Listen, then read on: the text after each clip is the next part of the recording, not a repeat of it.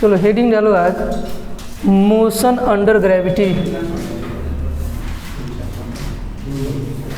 Motion under gravity.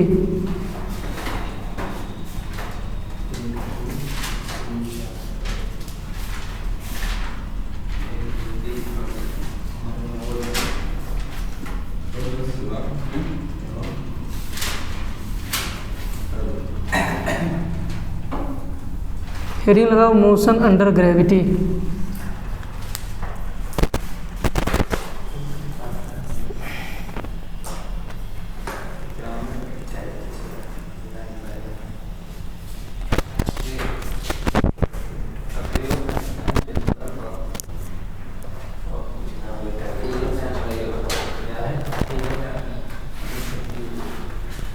देखिए motion under gravity क्या है। जैसे किसी ऑब्जेक्ट को हम प्रोजेक्ट करेंगे अर्थ के सरफेस से, कहाँ से? अर्थ के सरफेस से। तो जब वो ऑब्जेक्ट अर्थ के सरफेस से ऊपर जाएगा तो वो ऑब्जेक्ट एक्सिलरेट करेगा। क्या करेगा? एक्सिलरेट करेगा। जैसे मान लीजिए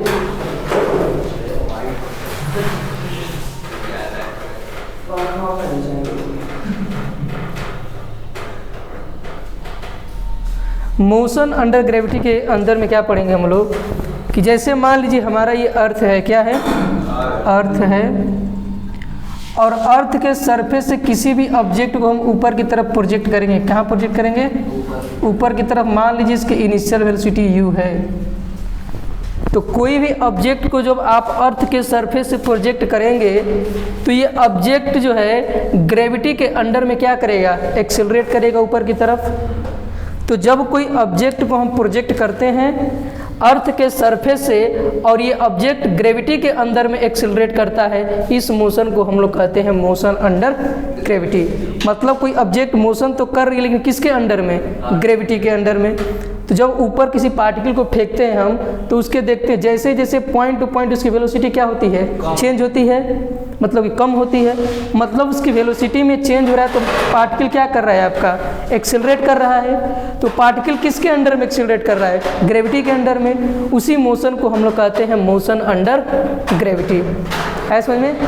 लिखिए इसमें इफ अ पार्टिकल, लिखिए इसमें if a particle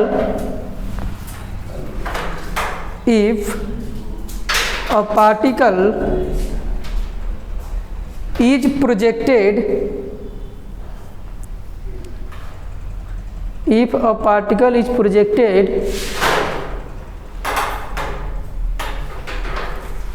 near the earth surface, near the earth surface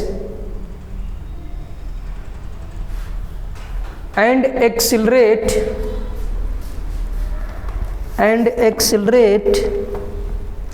under the effect of gravity, under the effect of gravity। हो गया? तो जब भी किसी पार्टिकल को आप ऊपर की तरफ प्रोजेक्ट करेंगे तो उसकी वेलोसिटी जैसे जैसे वो पार्टिकल ऊपर जाएगा उसकी वेलोसिटी क्या होगी? चेंज होगी। क्या होगी? चेंज होगी।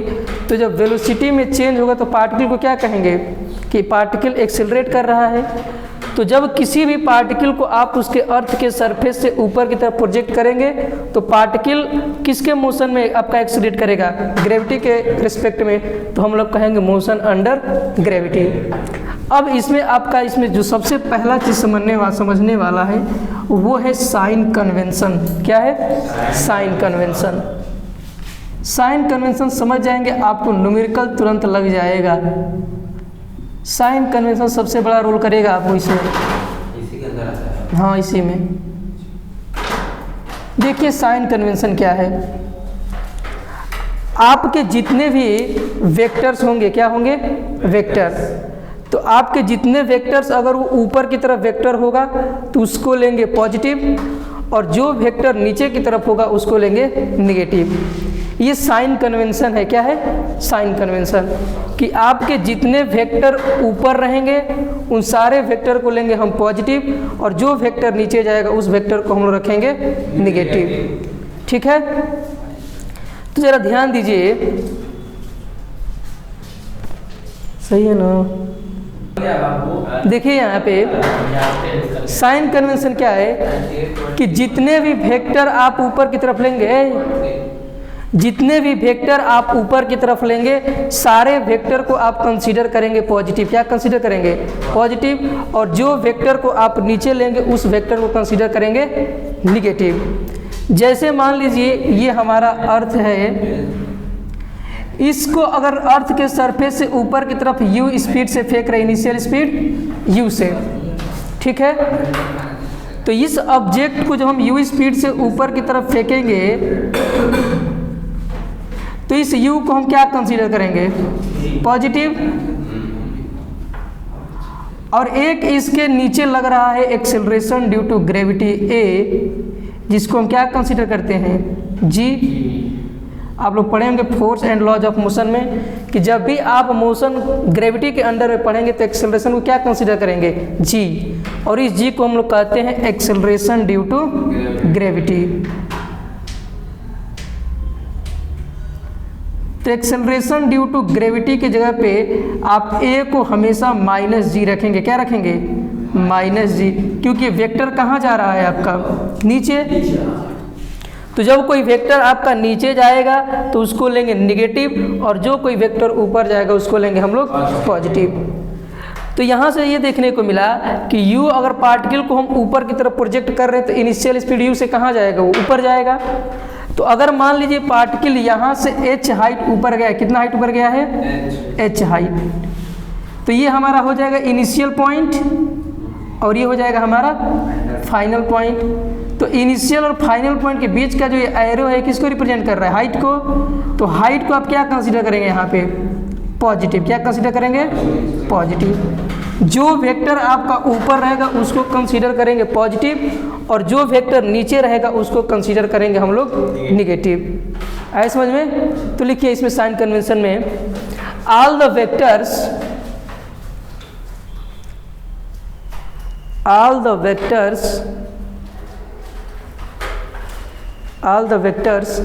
directed upwards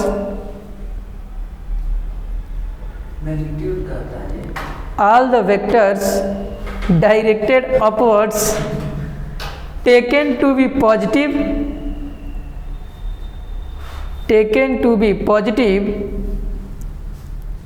and downward vectors taken to be negative।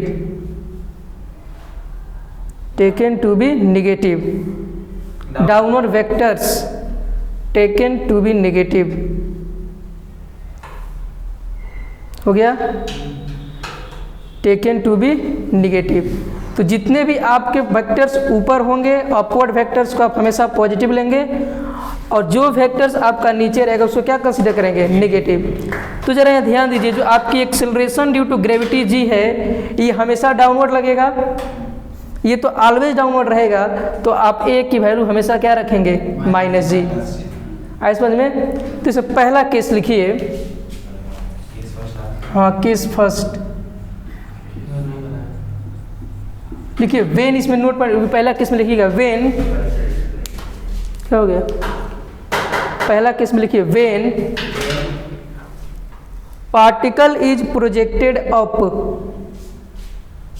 When particle is projected up,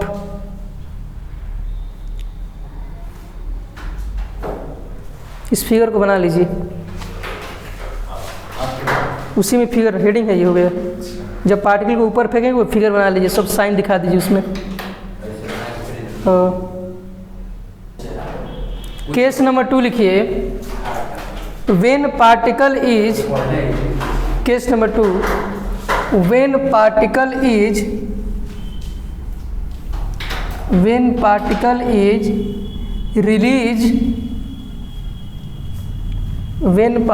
is released from some height,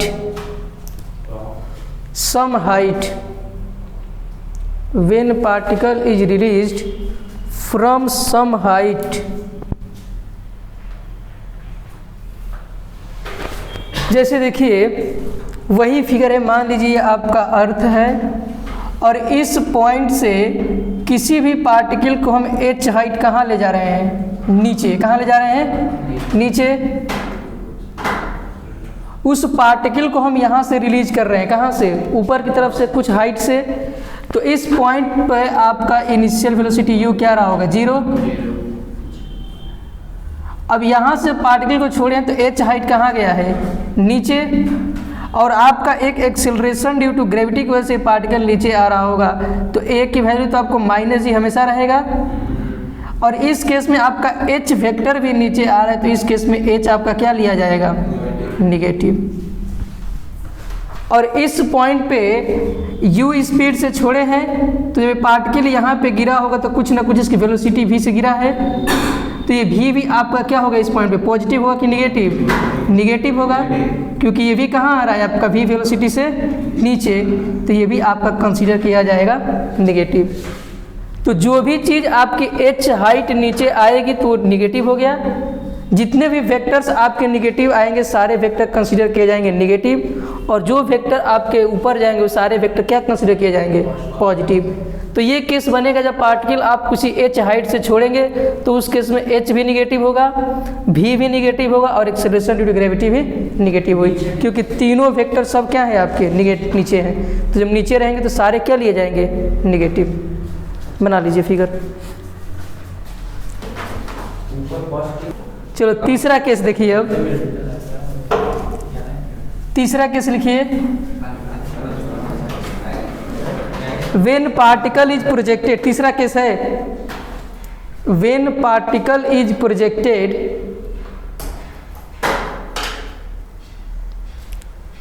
when particle is projected up UP up from some height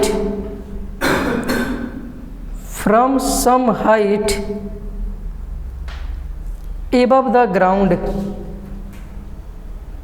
some height above the ground। इसको ध्यान से पढ़िएगा, नहीं तो आपको projectile motion के दौरान कुछ समझ में नहीं आएगा। फ्रॉम एबव द ग्राउंड जहाँ समझ में आएगा तो आपको प्रोजेक्टाइल मोशन में हेल्प करेगा, और वो आपका पेपर में छप गया है 5 नंबर में question, what is projectile motion. समझ में आ रहा है, वो हर साल आता है, इस साल भी आएगा। और ये चीज़ जिसको समझ में नहीं आएगा, प्रोजेक्टाइल मोशन समझ में नहीं आएगा, उड़ा देंगे हवा में, काम खत्म हो जाएगा। इस चीज़ को ध्यान से समझिएगा, ठीक है। चलिए अब एक तीसरा केस देखिए कि जब कोई पार्टिकल है आपका, उस पार्टिकल जैसे ग्राउंड से h हाइट पे है पहले से, जैसे मान लीजिए छत पे पहले से ही हैं, अब उस छत से आप किसी पार्टिकल को u स्पीड से फेंक रहे हैं, कहाँ से, छत से। यानी आप ग्राउंड के कुछ हाइट पे पहले से आप मौजूद हैं। जैसे मान लीजिए ये हमारी बिल्डिंग है, और इस बिल्डिंग के आप h हाइट पहले से ऊपर हैं, ठीक है। और इसको मान लीजिए आपका ग्राउंड है इस तरीके से। तो इस पार्टिकल को मान लीजिए v स्पीड से फेंकेंगे तो फिर ये पार्टिकल कहाँ आएगा, आपका नीचे आएगा। तो जब पार्टिकल को आप ऊपर फेंकें u स्पीड से, तो आप u को क्या कंसीडर करेंगे, पॉजिटिव। और ये पार्टिकल अगर ये आपका इनिशियल पॉइंट है तो ये आपका क्या हो जाएगा, फाइनल पॉइंट। तो इनिशियल पॉइंट से लेके फाइनल पॉइंट के बीच का जो h हाइट है आपका, इसको क्या कंसीडर करेंगे हम, निगेटिव, क्योंकि पार्टिकल आपका अर्थ के सरफेस से h हाइट कहाँ आ रहा है, नीचे। u स्पीड से ऊपर जा रहा है तो u को कंसीडर करेंगे पॉजिटिव, और h हाइट नीचे आएगा तो उसको क्या कंसीडर करेंगे, निगेटिव। और आपका एक चीज़ हमेशा लगेगा, acceleration due to gravity, a हो जाएगा -g। आ रही बात समझ में। बस वेक्टर ध्यान देना है आपको, कौन वेक्टर ऊपर जाएगा कौन वेक्टर नीचे। तो u स्पीड से फेंके तो वेक्टर कहाँ गया, u ऊपर, और वही वेक्टर यानी h हाइट अब नीचे गिरेगा तो h को क्या कंसीडर करेंगे, निगेटिव। और g आपका ऑलवेज कंसीडरेड होगा निगेटिव, क्योंकि always acts toward the earth, gravity हमेशा नीचे ही लगेगा, तो उसको हमेशा आप क्या कंसीडर करिएगा, निगेटिव। और जो ऊपर जाएगा उसको पॉजिटिव, और जो नीचे आएगा उसको निगेटिव। छाप लीजिए।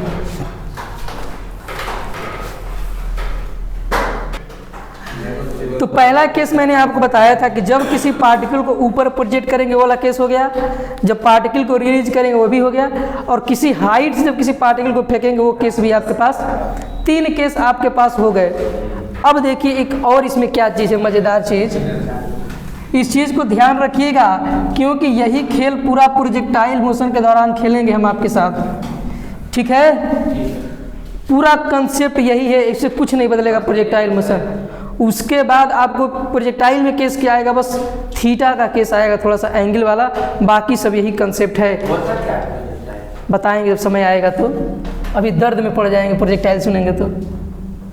चलिए यहाँ पे देखिए जैसे मान लीजिए हमारा ये अर्थ सरफेस है और किसी पार्टिकल को फेंके, जिस किसी पॉइंट पे जाने के बाद जब ये पार्टिकल अपना मैक्सिमम हाइट अटेंड करता है, क्या अटेंड करता है, मैक्सिमम हाइट, जिसको एच मैक्स से डिनोट करेंगे, और इस पॉइंट पे पहुंचते इस पार्टिकल की फाइनल वेलोसिटी क्या हो जाती है, जीरो। क्या हो जाती है, जीरो। और इस पॉइंट से इसको इनिशियल स्पीड यू से क्या करते हैं, फेंकते हैं। तो जब कोई पार्टिकल अर्थ सरफेस से फेंकते हैं और मैक्सिमम हाइट तक पहुंचने में जो टाइम लगता है, उस टाइम को हम लोग नाम देते हैं टाइम ऑफ एसेंट। क्या नाम देते हैं, टाइम ऑफ एसेंट। तो जब पार्टिकल आपको प्रोजेक्ट करते हैं वो कितना मैक्सिमम हाइट अटेंड करता है, और इस मैक्सिमम हाइट को अटेंड करने में जितना उसको समय लगता है, वही समय कहलाता है आपका टाइम ऑफ एसेंट। तो मैक्सिमम हाइट यानी कि जिस पॉइंट पे पहुंचेगा मैक्सिमम हाइट, वहाँ पे वेलोसिटी क्या हो जाएगी, जीरो। और जब वेलोसिटी जीरो, तो बताइए इस पॉइंट पे आपका मोमेंटम जीरो होगा कि नहीं होगा, हो जाएगा, क्योंकि P इक्वल टू होता है mv। तो जब मैक्सिमम पॉइंट, जब वेलोसिटी जीरो तो आपका मोमेंटम भी जीरो। तो आपको क्वेश्चन पूछता है कि एट मैक्सिमम हाइट जब पार्टिकल को फेंकते हैं, तो जब वो पार्टिकल मैक्सिमम हाइट पे पहुंचता है तो उस पार्टिकल का मोमेंटम बताइए। तो मोमेंटम क्या होता है, मास इनटू वेलोसिटी। तो उस केस में आपका वेलोसिटी भी जीरो तो मोमेंटम भी जीरो। तो मैक्सिमम हाइट तक पहुंचने में जब पार्टिकल को समय लगता है, उसी को कहते हैं टाइम ऑफ एसेंट। जरा ध्यान दीजिए यहाँ पे। अब यहाँ से यहाँ तक पहुँचने में मान लेते हैं इसको टाइम लगता है t, कितना मान लेते हैं, t। और ये पार्टिकल आपका नीचे एक एक्ट करेगा, आपका acceleration due to gravity minus g। इतना कॉन्सेप्ट क्लियर है कि नहीं है आपके पास, है। अब u, आप u स्पीड से इसको फेंक रहे हैं ऊपर, तो u को क्या कंसीडर करेंगे आप, पॉजिटिव। और एक्सेलरेशन आपका नीचे जा रहा है तो इसको क्या कंसीडर करेंगे, निगेटिव। और टाइम तो आपका हमेशा क्या रहेगा, पॉजिटिव ही रहेगा। तो जरा याद करिए, अगर मैं यहाँ आपको वेक्टर फॉर्म में लिखवाया था, vector v equal to vector u plus acceleration at, क्या ये equation of motion vector form में आपको याद है। तो जब ये पार्टिकल मैक्सिमम हाइट पे पहुंचता है तो इसकी वेलोसिटी क्या हो जाती है, जीरो। तो इस इक्वेशन में v की जगह क्या पुट कर देंगे हम, जीरो। और u आपका पॉजिटिव है कि निगेटिव, पॉजिटिव, तो u को ऐसे ही रहने देते हैं। और इस a के जगह पे क्या मिल जाएगा आपको, माइनस जी। तो यहाँ रख देंगे माइनस जी और t। क्या इसको लिख सकते हैं, minus u equal to minus g t, और माइनस से माइनस कट जाएगा, u by g equal to हो जाएगा t। ये टाइम कौन सा है आपका, जब पार्टिकल को मैक्सिमम हाइट तक जाने में जो टाइम लगा वही टाइम है। और आप खुद इसी टाइम को कहें कि जब मैक्सिमम हाइट तक पहुंचेगा उस टाइम जो लगता है उसको कहते हैं टाइम ऑफ एसेंट। तो क्या इस टी को मैं टाइम ऑफ एसेंट ले सकता हूं, और टाइम ऑफ एसेंट की वैल्यू होती है आपका u बाई जी, ठीक है। ये टाइम ऑफ एसेंट की वैल्यू u बाई जी आपका तभी पॉसिबल है जब आप फ्री फॉल करा रहे इस बॉडी को, तो ऊपर की तरफ फेंक रहे हैं, तो उस दौरान इस पे एयर्स के लगने वाले फोर्स की वैल्यू क्या होनी चाहिए, जीरो। मतलब वहाँ पे एयर रेजिस्टेंस नहीं लगना चाहिए। जैसे एयर का जो फोर्स है उस पार्टिकल के ऊपर नहीं लगना चाहिए, तब जाके आपका टाइम ऑफ एसेंट की वैल्यू u बाई जी। और एयर लगेगा तब क्या होगा, इसका इफेक्ट मैं आपको तुरंत अभी जस्ट बता रहा हूँ, ठीक है। नोट कर लीजिए इसको पहले।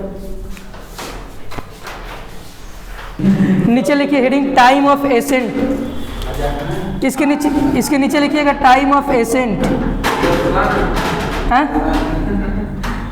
लिखिए time off accent.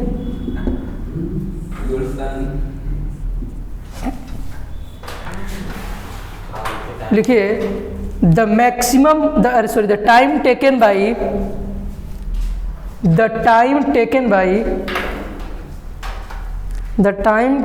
By the particle the time taken by the particle to reach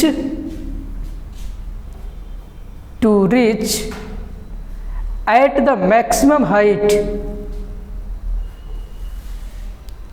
to reach at the maximum height। हो गया। नीचे लिखिए we conclude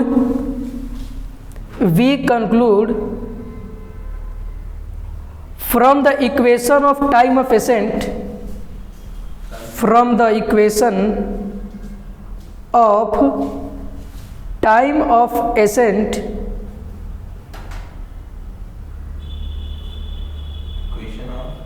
क्या बोले हैं,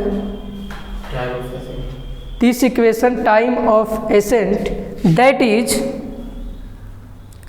it is only valid, that is it is only valid for,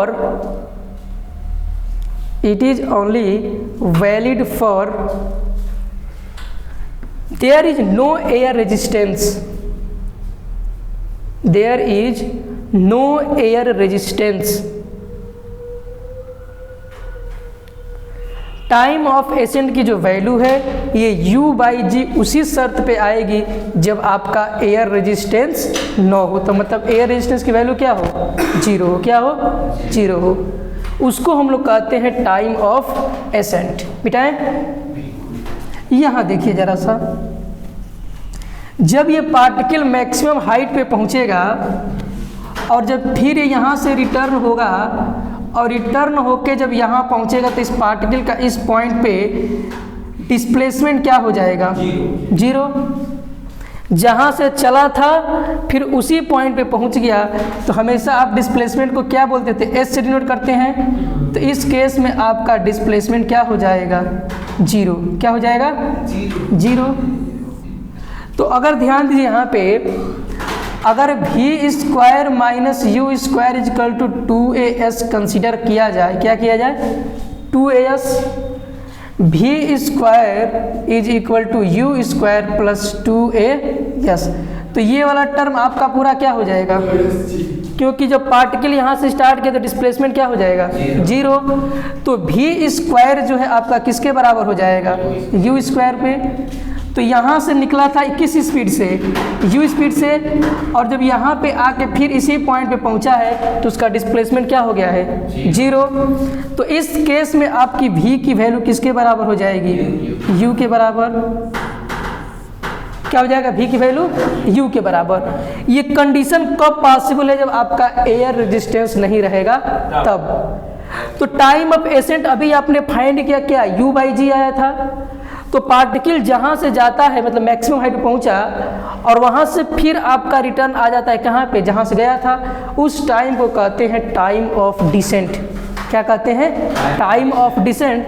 तो time off decent की value होती है आपका u बाई जी। जो आपका टाइम ऑफ एसेंट की वैल्यू होता है वही वैल्यू किसकी होती है, टाइम ऑफ डिसेंट की, और ये हो जाता है u बाई जी।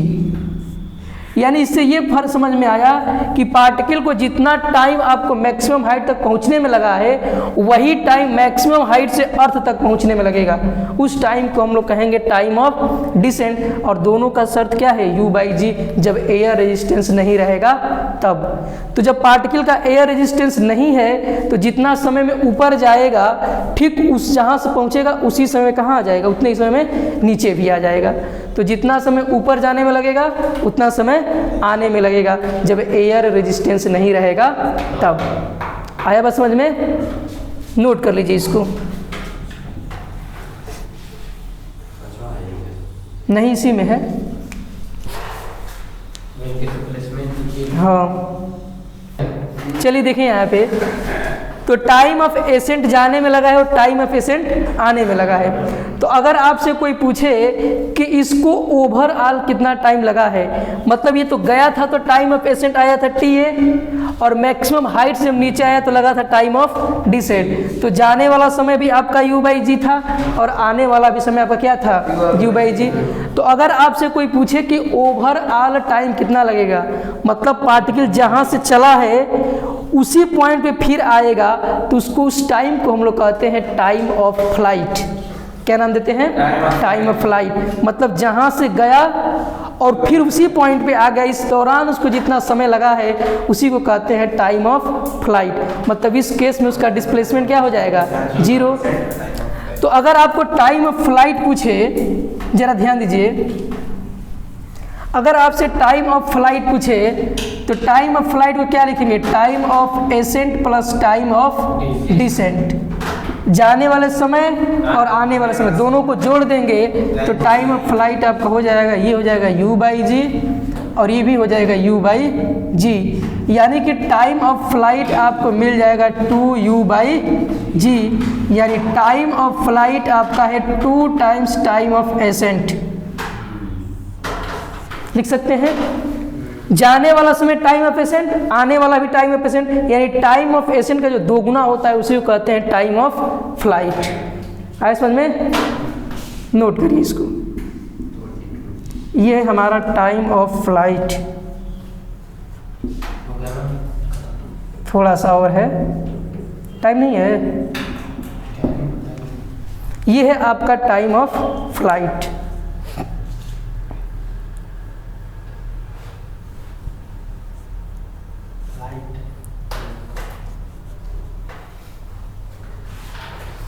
ठीक है, अब जरा देखिए मिटाएं। एक तरह से इसको और भी लाया जा सकता है टाइम ऑफ एसेंट को। बताएं कैसे?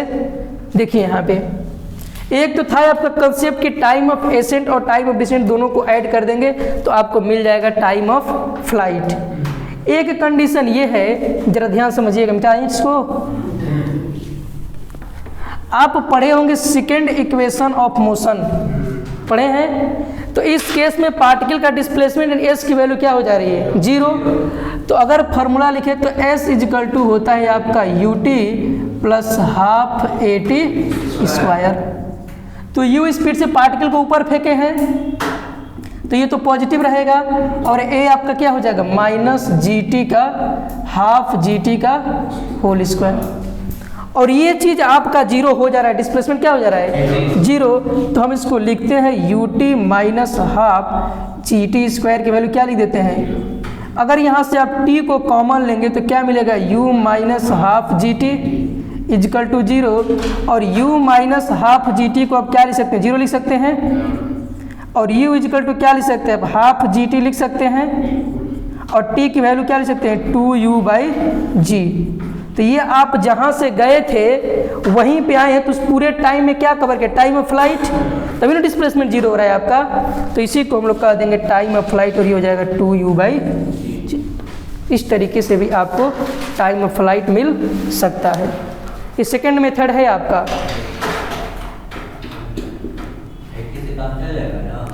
वो कंसेप्ट था, ये आपका सेकेंड इक्वेशन ऑफ मोशन का यूज किए हैं। ठीक है, आपको सवाल दे सकते तो ऐसे भी आप यूज कर सकते हैं इसका सवाल में।